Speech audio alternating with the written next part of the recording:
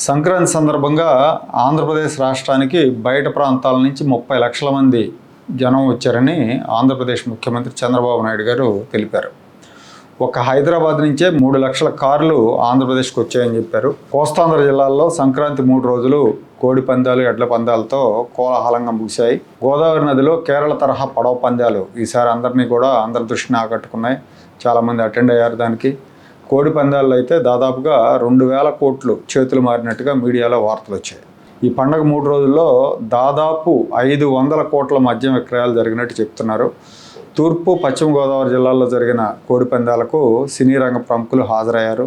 ఉమ్మడి కృష్ణా జిల్లా మీర్జాపురంలో 4 కోట్ల రూపాయల ఖర్చుతో అతి భారీగా కోడి పందాల బరి ఏర్పాటు చేశారు. అలాగే ఉయ్యూరు సమీపంలో ఏర్పాటు చేసిన ఇంకో బరికి రష్యా నుంచి చీర్ గర్ల్స్ని కూడా తీసుకొచ్చినట్టు చెప్తున్నారు. అమెరికా అధ్యక్షుడు ట్రంప్ ఆంక్షల మూలంగా ఈసారి అమెరికా నుంచి చాలామంది రాలేకపోయినప్పటికీ తమిళనాడు, కర్ణాటక, తెలంగాణ రాష్ట్రాల నుంచి భారీగా జనం హాజరై కోడి పందాలు వీక్షించారు.